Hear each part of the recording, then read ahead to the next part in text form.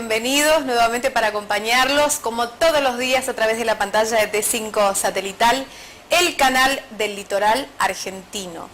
Hoy estamos con la doctora Carolina Marecos, ella es oftalmóloga y en Por Más Salud vamos a estar hablando de retinopatía diabética. ¿Cómo estás y bienvenida? ¿Qué tal, Liz? Muy bien, gracias por la invitación. Buenas tardes a todos. Ya sos parte del programa, Caro, Sí, siempre. sí. Así es que es lindo hablar también de todo lo que tenga que ver con la salud visual. Exactamente, y el tema está buenísimo, muy interesante y muy frecuente. ¿Es una consulta frecuente? Sí, es muy frecuente porque la diabetes es una patología bastante frecuente y aparte que todos los diabéticos, los médicos que manejan los pacientes diabéticos están muy acostumbrados a hacer la interconsulta con el oftalmólogo porque es uno de los órganos blancos. El blanco se llama órgano que afecta a uno de los órganos más involucrados en la diabetes, aparte de otros órganos, pero es uno de los órganos afectados por la diabetes con mucha frecuencia. Generalmente llegan a tu consultorio por una derivación, quizás después de haber hecho la detección de diabetes, o se van por un control en especial. No, la mayoría de las veces el diabetólogo, el clínico, lo que sea, lo deriva porque tienen hecho el diagnóstico de diabetes y vienen a la consulta para hacerse el control. Muy pocas veces, pero me ha ocurrido en la consulta que el paciente viene, le hago un fondo de ojo de rutina, encuentro algunas alteraciones que me llaman la atención y que me parece que son muy similares o son compatibles con la de la retinopatía diabética y les pido por favor que vayan a consultar a un médico clínico, que se hagan análisis y ahí se les diagnostica la diabetes. Pero lo más frecuente es el caso inverso. Vienen ya con el diagnóstico hecho para el control oftalmológico. En el caso de que este paciente no haya visitado algún médico en particular que tenga que ver con la diabetes, ¿no es cierto? ¿Va a una consulta por algún síntoma que presenta quizás la retinopatía diabética o no presenta síntomas? No, sí, presenta síntomas y presenta muchos síntomas. Lo que pasa es que la diabetes es traicionera en esto. Es una enfermedad que de entrada no va a dar la retinopatía, o sea, la lesión más grave que produce la diabetes en el ojo, que es la retinopatía diabética, no da muchos síntomas. Ajá. Muchas veces uno tiene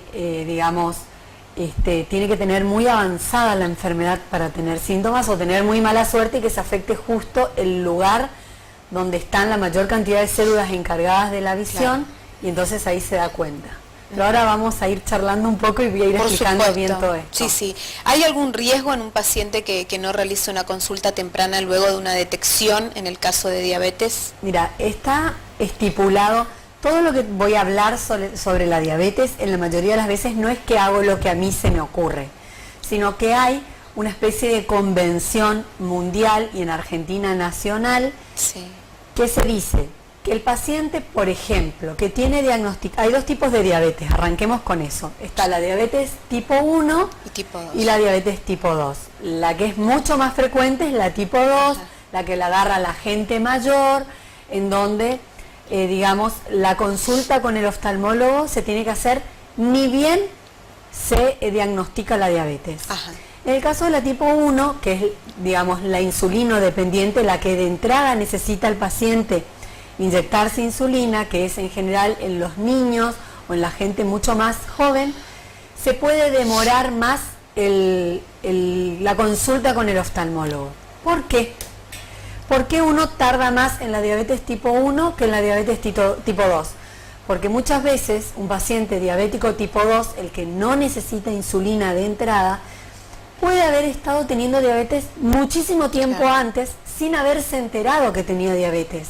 Entonces puede haber transcurrido bastante tiempo antes de que se le diagnostique la diabetes, entonces inmediatamente se le pide. En el caso del otro tipo de diabetes es mucho más grave en el sentido de que la sintomatología general que tiene el paciente es mucho más aguda, mucho más rápida, entonces por ahí podemos demorar un poco más la consulta con el oftalmólogo. Pero yo recomiendo que donde hay un diagnóstico de diabetes, el paciente tiene que ir inmediatamente a la consulta con el oftalmólogo. No dejar pasar el tiempo y más cuando uno no sabe hace cuánto ya tenía quizás esta diabetes. Y después los controles oftalmológicos también están estipulados con fondo de ojo una vez al año en el paciente diabético, pero no es una cosa que, ya les vuelvo a decir, es una ocurrencia mía, sino que hay toda una convención donde se hicieron estudios generalizados de pacientes diabéticos en donde se estipuló diabético tipo 1, que tiene tal y cual síntoma en el fondo de ojo, se le hace un control por año. Diabético tipo 2, que tiene tal o cual síntoma, se le hace un control por año.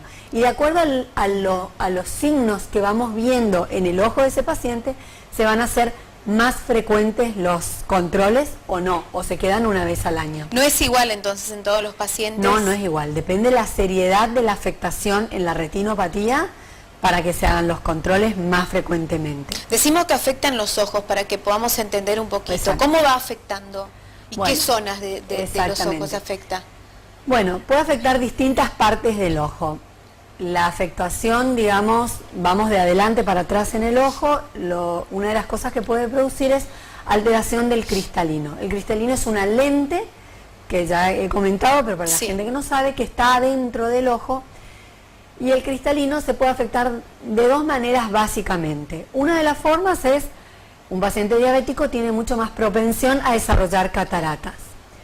O cuando hay aumentos de glucemia muy bruscos, que el paciente llega a 300, 350, 400, se producen cambios en el cristalino se puede poner un poco más gordito o un poco más, y después tiene que volver a su tamaño normal y el paciente puede ver muy borroso. Ajá. Por ese cambio en, digamos, en el poder del cristalino. El cristalino es una lente, cambia, como se llena de líquido, cambia su poder para enfocar los objetos y el paciente ve borroso. Entonces el paciente viene y me dice, tuve un pico de glucemia y empecé a ver mal. Entonces ahí lo empiezo a controlar y me doy cuenta que ¿qué es lo que está pasando?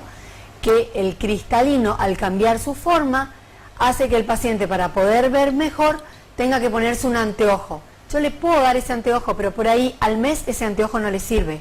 Claro. Porque cuando se normaliza la glucemia, el cristalino también va volviendo a su espesor o a su poder de enfoque anterior, y entonces yo le digo, espere, vamos a ver cómo va evolucionando, y en un mes, 2 meses, se ve cómo queda y si necesita alguna corrección.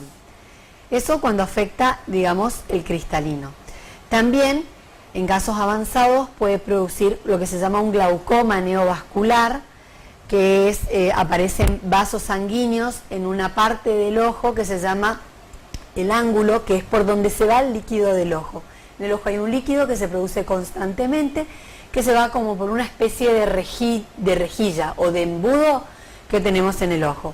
Esa rejilla se puede empezar a tapar con vasos sanguíneos anómalos, y entonces el líquido se sigue produciendo y no se puede ir del ojo en la misma cantidad y la presión adentro del ojo aumenta.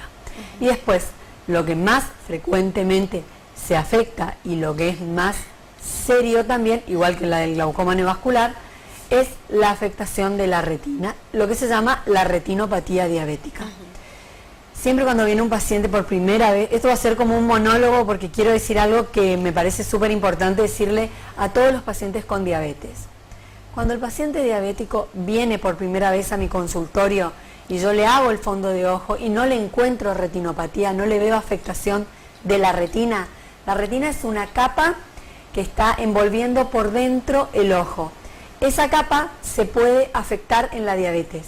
Sí. Cuando la retina se empieza a afectar, el paciente puede o no tener síntomas, pero puede llegar un momento de que la afectación de la retina haga que un vaso de la retina sangre adentro del líquido que está circulando adentro del ojo, y entonces el paciente deja de ver de golpe, o puede producir lo que se llama una neovascularización, que es, aparecen vasos, lo mismo que aparecía en el ángulo, como expliqué lo del glaucoma, vasos sanguíneos que son anómalos, que son los que sangran, o que tironean de la retina y la pueden desprender, o que pueden producir hemorragias en la pared de la retina, o sea, sin que sangre el líquido en la pared misma, o también que esos vasos exuden un líquido que es transparente, pero que pueden edematizar o pueden llenar de líquido distintas partes del sectores de la retina, y cuando afectan un lugar que se llama mácula, que es como el ojo del ojo, ahí el paciente se da cuenta que ve menos,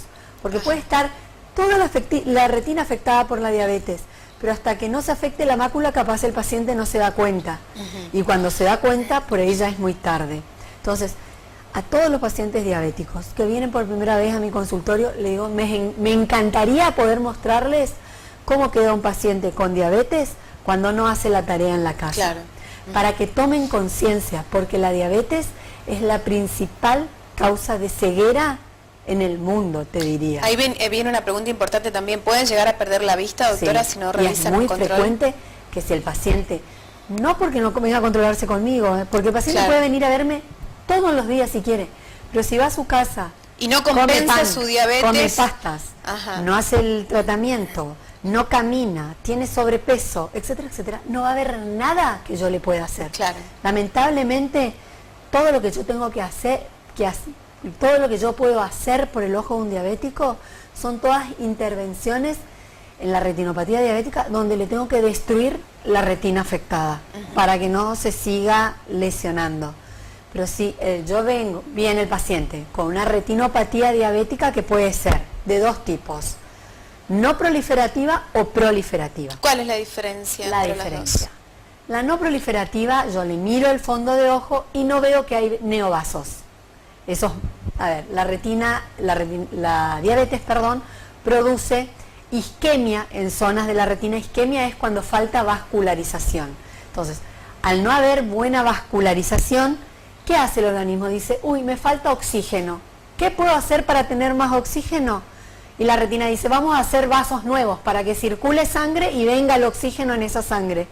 Pero ¿qué pasa? Esos vasos son vasos anómalos, vasos que se infiltran en partes de la retina y hacia el gel que está adentro del ojo, que no deberían estar. O sea, es una solución que tiene la retina, por así decirlo, pero que es inadecuada. Y esos vasos que crecen son los que generan millones de trastornos. Mientras que no produzcan estos vasos, se llama retinopatía diabética no proliferativa. Cuando producen estos vasos, se llama retinopatía diabética proliferativa. A su vez, la retinopatía diabética no proliferativa tiene 3 estadios. Vuelvo a decir, esto es toda una convención, no es un invento mío. Un estadio 1, leve, un estadio 2, moderada, y un estadio 3, severa. En la retinopatía diabética no proliferativa leve, ¿uno qué hace? Busca en su tablita y dice controles, se lo controla nada más al paciente y se le avisa, ojo, estás teniendo retinopatía, se le hace la nota al médico, algo está mal. En la moderada ya con los dos ojos, cuidadito, que nos estamos yendo para el lado más serio. Yo miro el fondo de ojo, veo que hay hemorragias, veo que hay exudados y eso me hace diagnosticar una retinopatía moderada. Cuando ya veo que tengo todos los cuadrantes de la retina, o sea, todas las paredes de la retina con hemorragias, con exudados, ahí digo, esto es una retinopatía diabética, no proliferativa severa, porque todavía no veo neovasos. En el caso de que tenga el paciente retinopatía diabética no proliferativa severa, ahí ya hay que hacer algo, hay que hacer un tratamiento, porque eso va a ir a una proliferación. Claro, ya va a pasar a otro estadio. Entonces, ¿cómo se lo trata a este paciente, doctora? A este paciente se le hace láser. Se le hace láser, yo eso es lo que le quiero explicar a los pacientes, con el láser. ¿Cómo es el tratamiento con el láser? Un día vamos a hacer una filmación y le voy a mostrar. Vamos a mostrar para que lo puedan ver, para que pierdan el miedo a la palabra y quizás a cómo es el tratamiento en sí. Este láser es un láser... ¿Se realiza en un quirófano, en un se hace en consultorio, con anestesia en gotas. Yo coloco una lentecita que es como si fuera una lente de contacto que se apoya sobre el ojo y con un aparato disparo. Se tiene que hacer muchos disparos. O sea, no es que hago 2 disparos y terminó. Claro. A veces lo hago en 2, en 3 sesiones, con una semana de separación para no cansar al paciente. Y en realidad lo que hago, digamos, con el láser es quemar la retina. ¿Qué significa quemar? Sí, esa zona que le disparo con el láser deja de ver. Pero mientras yo no le haga el láser en la mácula, el paciente va a seguir viendo y no se va a dar cuenta que tiene toda la otra parte quemada. Pero yo tengo que matar todos esos Bueno, lugares, anulándolos. anulando donde están todos esos vasitos que me van a querer crecer y hacer desastres en el ojo. Por eso siempre hay que tratar de no llegar a eso, Claro. de no llegar a hacer el láser. A veces se afecta la mácula y se produce lo que se llama un edema macular, o sea, se acumula líquido en ese lugar y el paciente ve mal. Por más que le hice láser o sin hacerle láser, tiene un poco de retinopatía, pero justo se le hizo un edema macular. En ese caso, estamos hablando de la retinopatía diabética no proliferativa todavía. Lo que puedo hacer es unas inyecciones. Ahora, por suerte, gracias a Dios, antes no existían cosas muy categóricas y que uno vea que mejoraba el edema macular, que le saca mucha visión al paciente. Se puede hacer inyecciones intraoculares de antiangiogénicos. Se dio que hay un medicamento que se usaba para el cáncer de colon, que le usaban a los pacientes para cáncer de colon que tenían retinopatía diabética y les mejoraba la retinopatía diabética. Claro, esa misma medicación, en otra zona del cuerpo, pero la usaban para cáncer de colon y como un efecto de la droga dieron que en el fondo de ojo les mejoraba la retinopatía. Entonces empezaron a prestar atención a esto, se llegó, después hemos hecho diluciones de esa droga antiangiogénica que se llama bevacizumab, se usa diluido, inyectado adentro del ojo, pero después salieron laboratorios a armar esa droga específica para el ojo, que es como el caso de una que se llama ranibizumab. El ranibizumab ya viene preparado para inyectar adentro del ojo.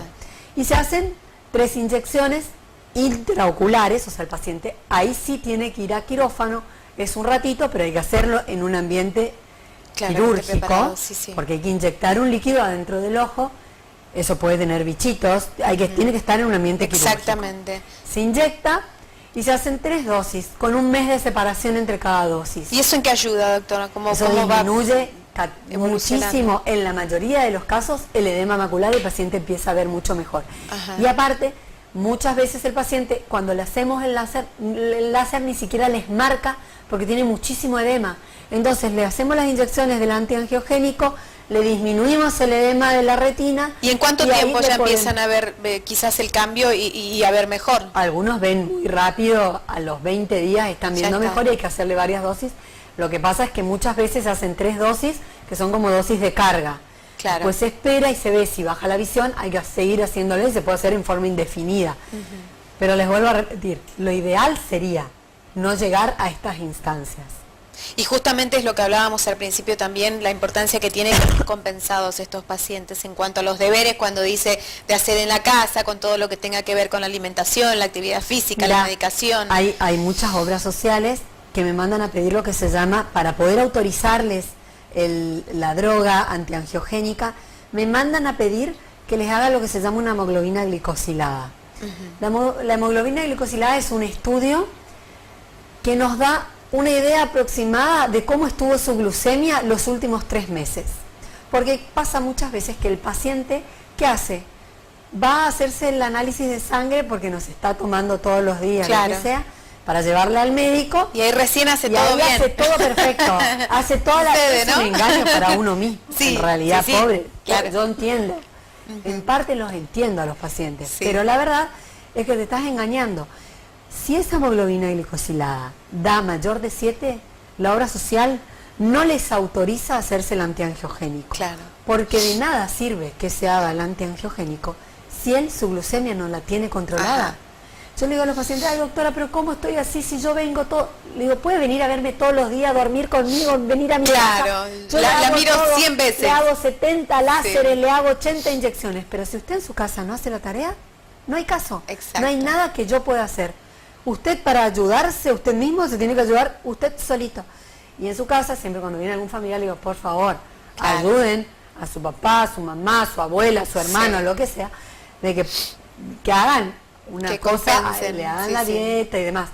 Yo entiendo que muchas veces en nuestro medio cuesta quizás también. Es difícil, no solo porque es horrible ser diabético y no poder comer nada, claro, porque no es no comer dulces, no pueden comer pan, no pueden comer pastas. Es muy controlada la dieta que tienen que tener Y es una dieta cara.